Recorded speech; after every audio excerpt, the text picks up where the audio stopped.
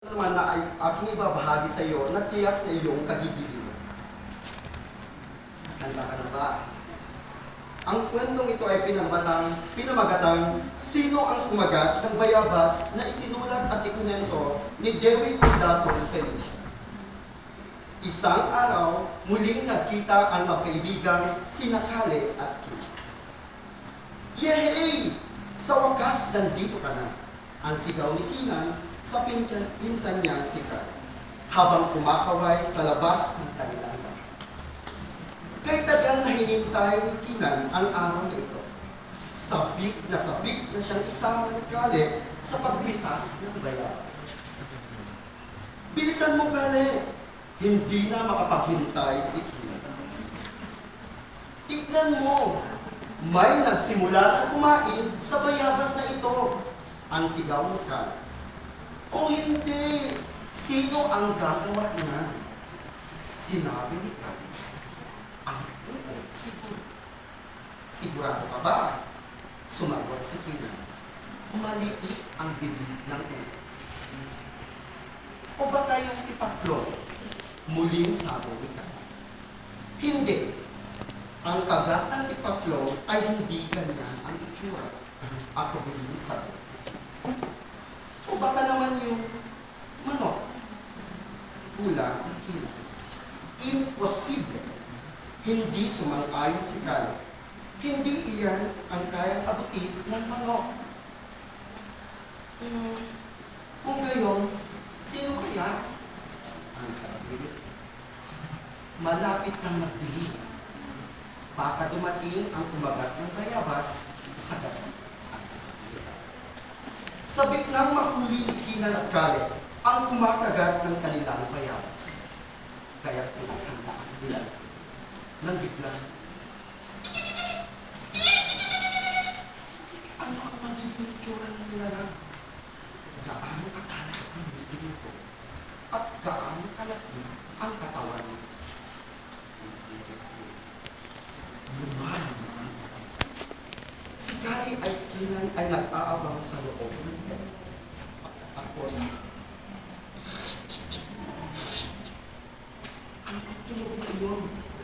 Mabilis! Ilipat ang mas na doon. Bulong ni Kinan. Doon! Oo, tunog na yun na doon. Ayan! Kita mo ba ito? May gumagalaw sa mga dahon ng bayabas. Naku, ano yun? Ano kaya yun? Ang gulo. Halika, ulihin natin siya. Huwag kang masyado na ingay. Nang biglang bumalaw ang dalawa. Aray! Ang bago na batid mo, Kale! Aroy, natagalan mo ako, Kinan. Hindi maaari, huli na tayo.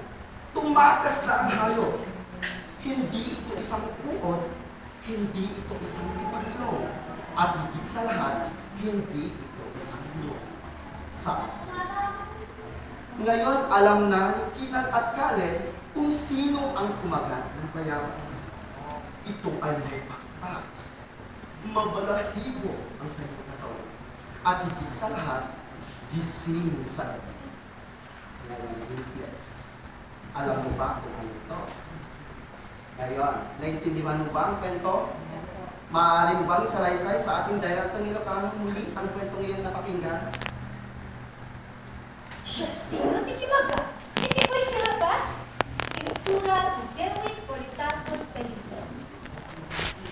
May isa, nanimbag na daw, at nanituang at kasinsingan ng sara. Kinaganda, ket Kinan, ket Kale. Yehey! Adakan! Bukaw ni Kinan, kini kasinsinangan ni Kale. Nabayag, ang buray ni Kinan, dahil nga daw, naragsak na ngay sulot ni Kale, magpuros iti bayabas. Pagtakam Kale! Haan, nga makapapuray ko lang ni Kinan. Di nakasangkit ka, di siya sirong ti buod ti bayabas.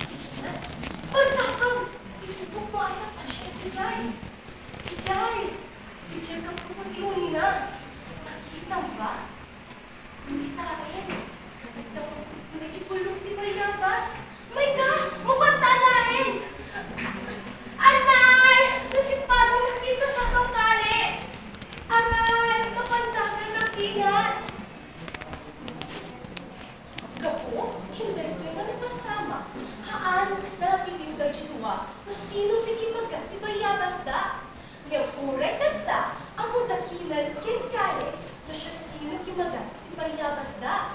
Haan na i-guess. Haan adudon. Ket kang ganaan na haan ne. At dito ang kita banyak